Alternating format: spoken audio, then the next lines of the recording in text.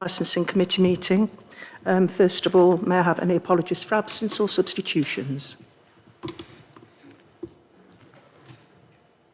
None received, Chair. Thank you. Item 2 is to approve as a correct record the minutes of the meeting held on 11th March. May I have a proposer, please? Councillor Towsey-Hinton, seconder. Councillor Palin, thank you. Yes, please. It says that Councillor Boyce Elliott was present, but it also says he was absent. I think he was substituted by Councillor Maltby, which is mentioned later on. Right, I wasn't at that meeting, but yes, thank you. Could yeah, they'll sort that out. Thank you, Councillor Smith. Thank you. Let's go back then. Back to item number 2, to approve as correct record the minutes of the meeting held on the 11th of March. As amended, or do we do that next time? Do we approve those next time when they've been amended? We can just amend them. It's not, yeah. You can subject to okay, subject to the amendment, may I have a proposer, please? Councillor Towsey-Hinton and Councillor Palin, the seconder. Those 4. Thank you. Against? Abstentions? Thank you very much. Item number 3, are there any declarations of interest? There are not. Item 4 is the proposed taxi licensing fees for 2025-26. I'll hand you over to Kevin Neelan, the Community Protection Manager, to present the report. Thank you, Kevin.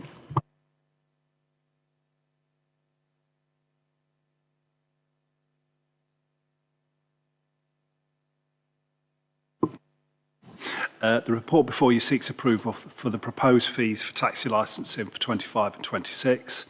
The fees at Appendix 1A are to be advertised in accordance with the Local Government Miscellaneous Provisions Act 1976 and subject to a 20-day consultation. If no objections are received during this period, the fees will come into effect on the 1st of June 2025.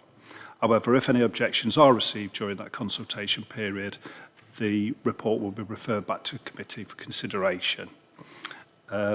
Turning to Appendix 1B, if those fees are approved today, they will come into effect from the 1st of June 2025. Just so members are aware, there's a couple of issues that were identified on the report today. So at point 1.3 on the top line, it reads as detailed in the legal implications section of the report at paragraph 5.4. So 5.4 is on page 16 and it should actually read for 5.3. Also on page 12, the very bottom line, overall number of licences has fell. It should read overall the number of licences has fallen. If there's any questions through you, Chair, quite happy to field them. Does anybody like to speak on this?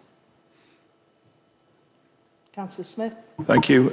Obviously, we note that there's the vehicle licence is proposed to be subject to a 17% increase. I know there's a little bit of an explanation there, Kevin. Can you just go into details? Because I'm concerned that the statement in the papers talks about a fall in the number of vehicle licences. This is probably going to exacerbate that situation, is it? With possibly with drivers, vehicle operators moving away from Gedling Borough Council to operators that I think most of us here would prefer, sorry, not to operators, to other councils, and that's something that councillors in this room, I think, wholeheartedly would prefer not to happen. We prefer Gedling taxi drivers to be licensed in Gedling, but this could well exacerbate that situation. Thank you, Councillor Smith. I'm going to refer your question to James Godwin, who is the Principal Finance Business Partner. Yeah, so with the vehicle licences, so interestingly, the fee was actually £252 the previous year, which reduced down to 200. So as a result of that, the vehicle licences actually made a deficit. So what we've chosen to do is not actually increase the fees to recover the full amount of that deficit.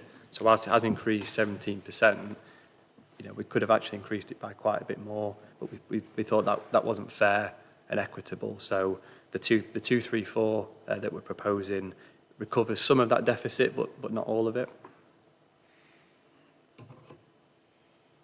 Okay, thank you. And obviously, it is a bit of supposition about whether this will actually drive drivers away from Gedling Borough Council.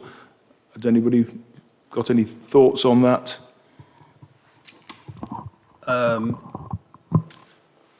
Yeah, it is. It's always possible, to be fair, Councillor Smith, and these are something that we need to bear in mind. But the fees have to be calculated accordingly. We are aware of other local authorities which have got different sets of fees, and we are aware of it. It's something we're looking at. Anybody else? No, thank you. May we then move to the recommendation? I don't need to read it out unless you want me to. May I have a proposer, please?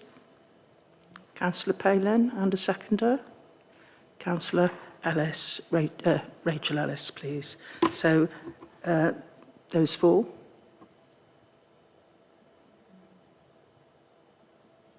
That's unanimous. Thank you very much. Thank you.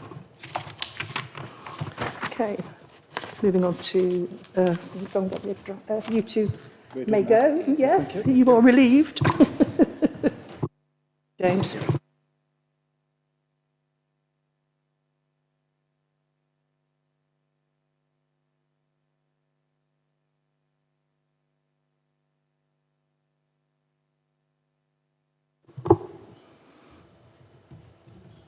So item 5 is, does the chair have any other items which are urgent?